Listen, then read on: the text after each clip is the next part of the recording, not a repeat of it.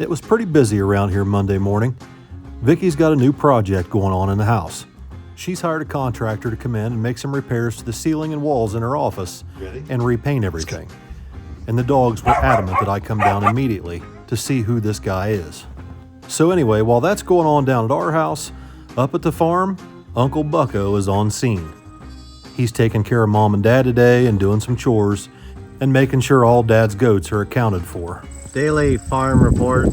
Goats are all fine. And 50/50's head is stuck in the fence again. And we have 2 escapees.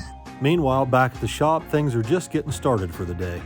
Kenny Powers has got some work to do on his Camaro when he gets here. He told me he went and picked up a radiator this morning someplace. The problem is it won't work. It doesn't have a transmission oil cooler built into it. Regardless, he did manage to get down to Mark's and get him a new charge cable made. So Kenny's going to work on that while I go in and aggravate the shit out of Paige. The weather here in Ohio is beautiful during September, but there's also a downside to it too. Not today. Guess what, Paige? Walk away. Do away. you feel how nice it is outside? Isn't it nice outside? You know what that means? One day closer to Christmas. Paige turns into the Grinch at Christmas because she delivers mail for a living and she hates delivering packages from Amazon. By the time I got Paige run off, it was time for Kenny Powers to take his Camaro out and test drive it with the new charge cable and the new thermostat installed in the intake manifold. We'll see how this goes. While Kenny's out on his test drive, Tommy showed up and helped me unload the Malibu out of the race car trailer so I could back the golf cart out so we can finally get this flat tire repaired. That was about the time Uncle Rob showed up to help Billy work on the Mustang today, and Kenny came back from his test drive with the Camaro in one piece. It didn't catch fire and it's not overheating, so we're making progress there. But inside the shop, we've got another problem. Junior's missing a gasket or an O-ring for this distributor for his small block Ford. So I jump in the Malibu and I start making my way down to see Mark at A1 Auto Parts to pick up a handful of things that Billy needs for his Mustang.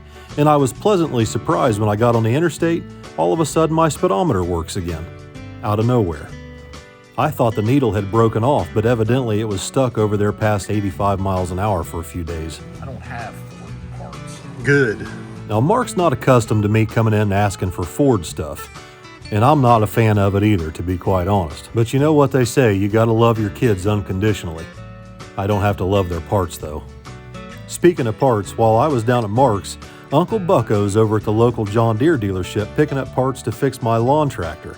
He thought this was the perfect opportunity to talk me into buying a zero turn. Well, after running his for about 5 seconds, I decided that wasn't for me. Anyway, we both met back at the shop at about the same time, and Billy had already set the engine down in the Mustang.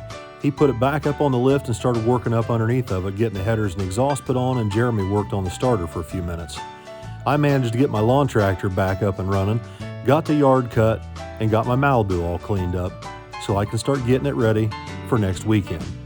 And just about dinner time, Vicky was getting ready to bring beef and noodles out on the back patio for everybody for dinner, and she brought birthday cake home for me.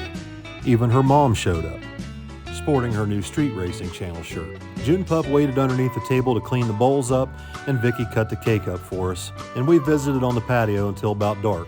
Then it was time to get back in the shop and get Billy's Mustang finished up so we can hear this thing run for the first time.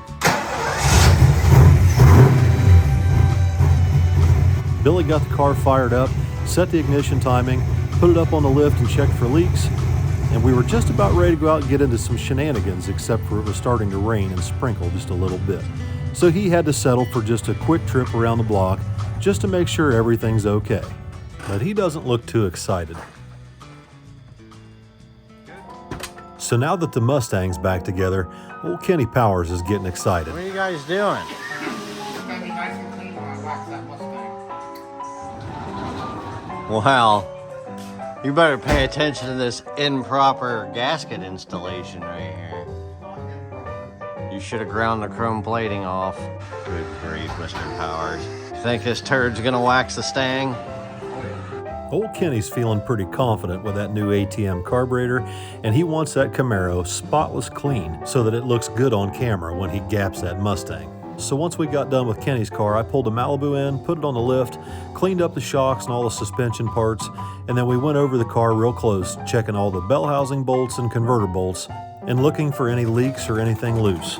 Then it was time to top off the nitrous bottles and finish cleaning up all the road grime underneath the car and detailing the chrome and trim and getting all the bugs off of it. While I worked on that, Uncle Rob made some repairs to some loose wiring in the trunk associated with my bottle heater and put a fresh bottle in the car. Meanwhile, up at the farm, Uncle Bucko's been cleaning up and getting ready to start working on Dad's old Gleaner combine. The first thing he's got to do is get it started and then move it out where he can work on it. Up and going.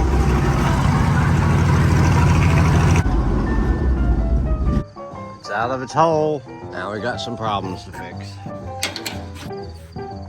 First problem with the variable speed, you'll see there's these pins. I've got one missing and it's causing me problems. So I gotta address that. Chain lube everything. And then here I've got some welding to do on the head. Gotta get it cleaned out. Get some of the holes welded up. A few other things I gotta go over with Dad in case I can't remember everything. While Jeremy's finishing up for the day up at the farm, I'm still working on the Malibu down in the shop, finishing detailing the car out. And Billy's on his way back from Vickers Performance Transmissions with his Power Glide for his S10. He's going to drop it off here later tonight. But right now, it's about time for dinner. Want to take me to dinner? When she mentions Texas Roadhouse, you don't have to ask me twice.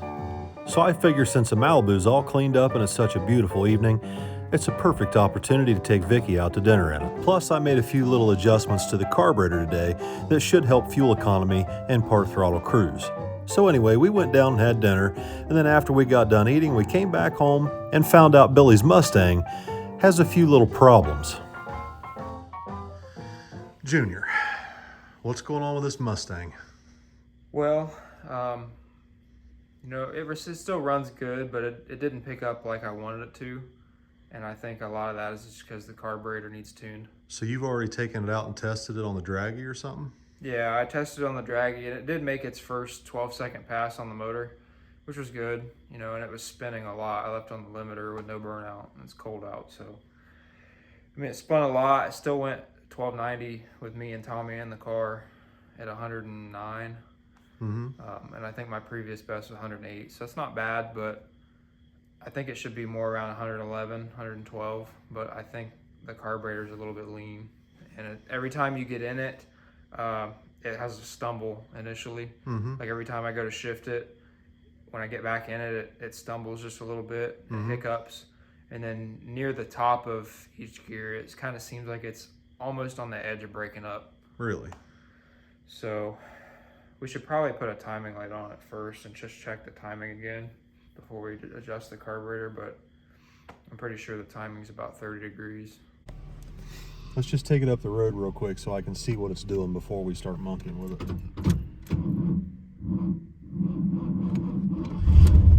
Does it always start that hard?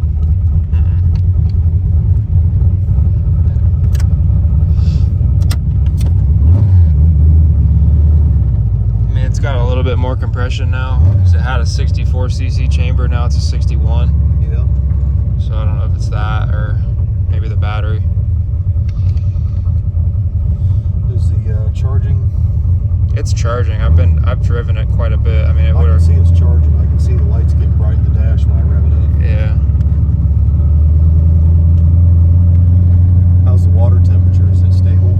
Yeah, it stays at like 180, 190.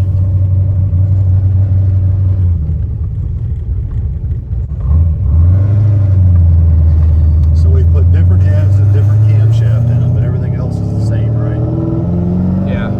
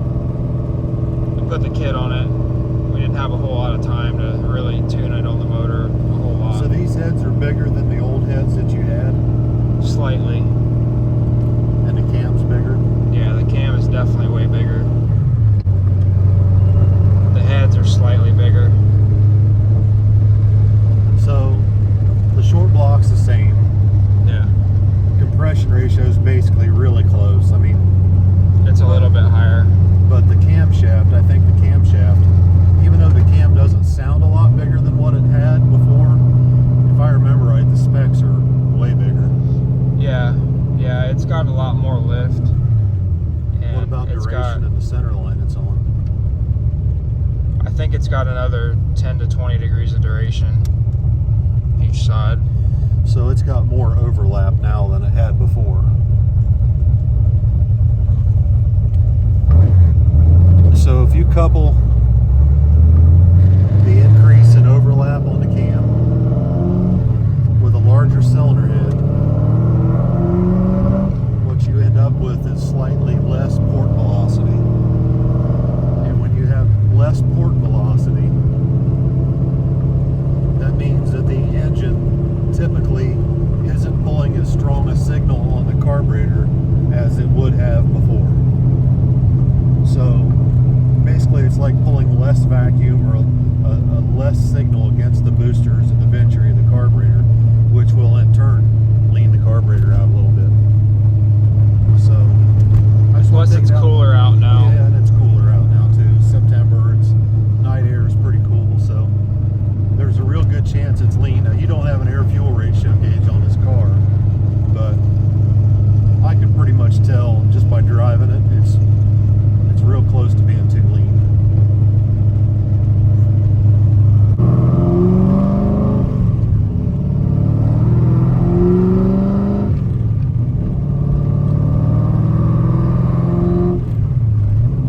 Now the other thing that will affect this is if you've got the valves adjusted a little bit too tight, it'll make this same problem. Because I can hear a couple of the valves up there, it sound like they're chattering a little bit.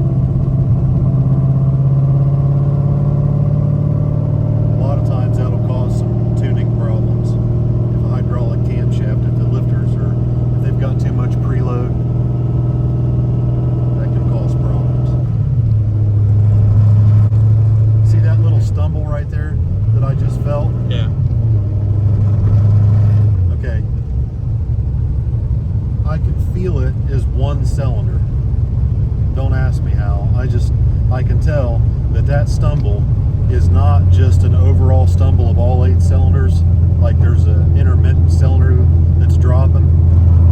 It's the same cylinder because it has the same frequency. It'll miss twice in a row with the same exact frequency. So that tells me that it's the same cylinder that's misfiring throughout the firing order. Does that make sense? Yeah. I think it's got 1 or 2 valves that are a little bit tight, and that's causing some problems. You can almost feel it, like when you accelerate, you can almost feel like it's got one cylinder that's weak. It's not, it doesn't have a dead cylinder, but it's got a weak cylinder. It's like you can feel it. Let's take it back and adjust the valves. I'll work on it.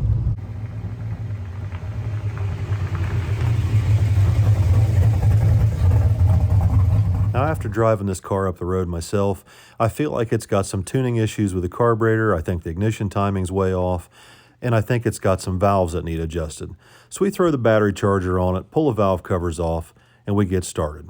Oh, it's got a lot of, it had a bunch of preload.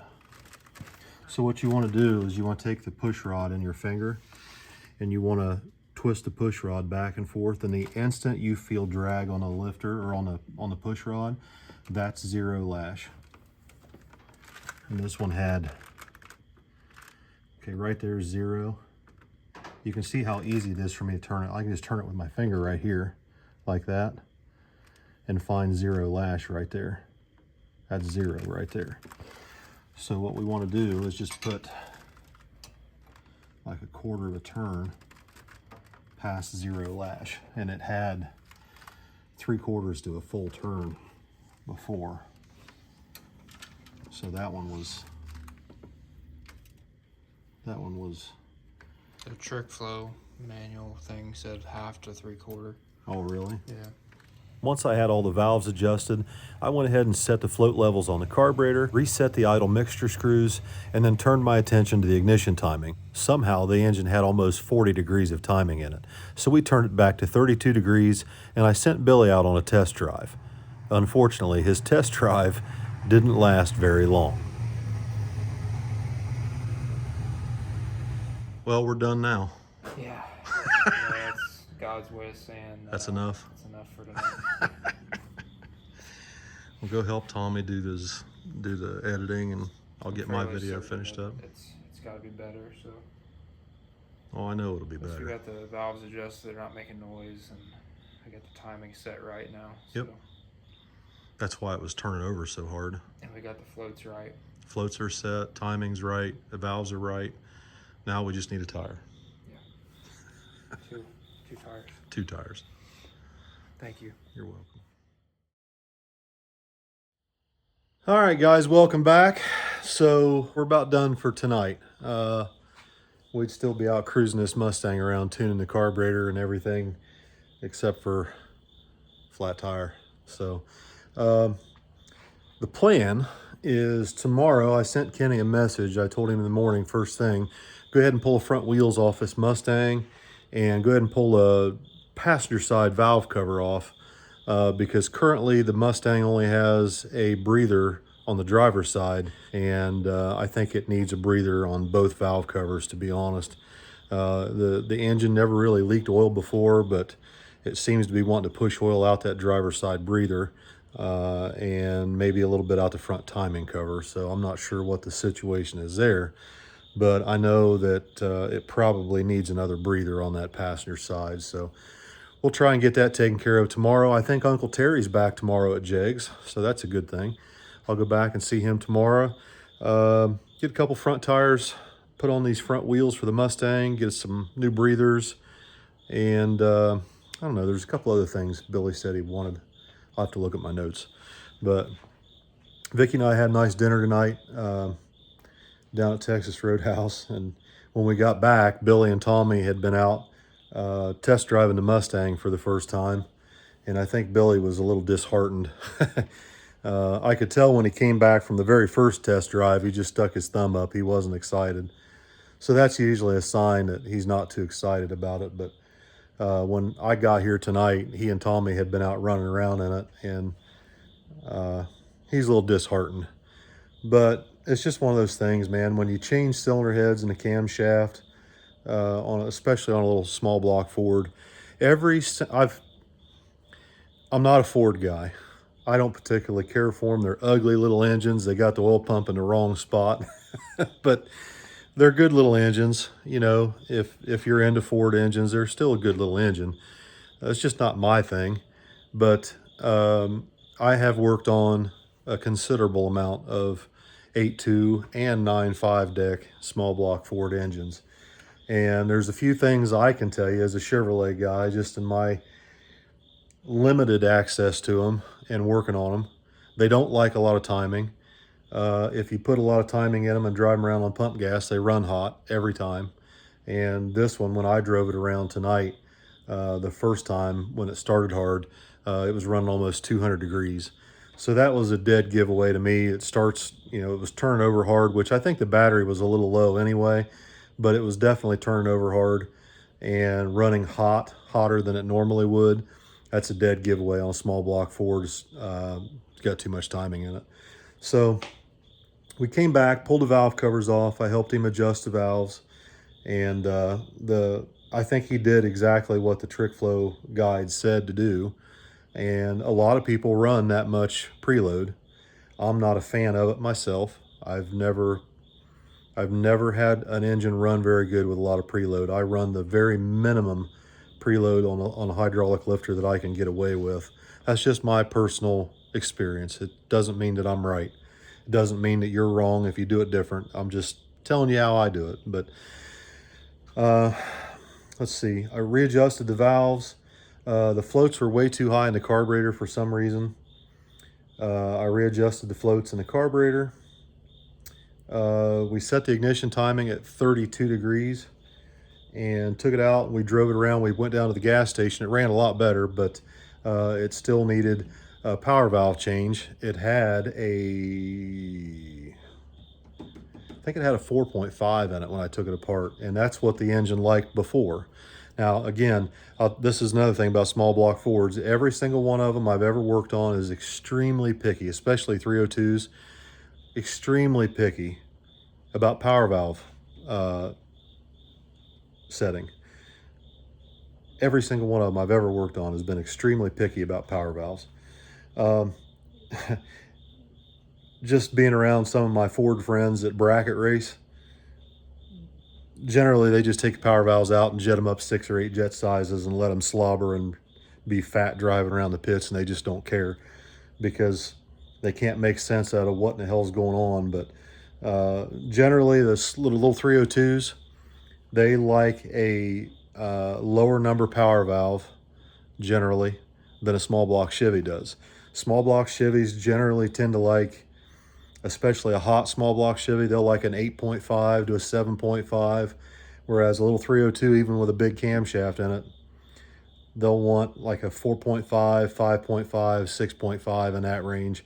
I've never seen a small block Ford that likes a 7.5. Not to say there isn't one out there, but generally the small block Fords like the lower number power valves. So we got all that stuff taken care of tonight, and I think he was going to go out and blast it one more time and then came back with a flat tire. So like I said, that ended our night. But tomorrow's a new day. Let's see, I've got some work to do tomorrow on the race car trailer, and we're going to try and get ready to go to Cincy Street Nights on Friday. I think that's the plan. Well, it's the plan for me for sure. I know that. And I'm pretty sure the kids are going. Billy's either going to take the Mustang. Well, I know I think he's going to take the Mustang because he's thinking about running it in 13.0 class on motor. And then he may take the S10 down there to test because we just got the transmission back from Dion Vickers tonight. So we've got the flex plate, we've got the converter, we've got the transmission. So tomorrow, Billy's coming out here to put the transmission back up in the S10. And then the Falcon, Rob is going to Tommy's house tomorrow to pull the injectors out of the Falcon and take them up to On3 Performance. And they're going to clean and run a test on the injectors because we believe we have an injector problem, and that may be what's causing the Falcon to blow fuses. So Robbie's looking into that tomorrow. Billy's going to help him a little bit, and then we're putting the transmission back in the truck. The Malibu's pretty much ready to go. I'm ready for action. And we're going to do a little bit more testing and tuning on the Mustang, but the plan is Cincy Street Nights Friday. Guaranteed. We're going to be there. See you all later.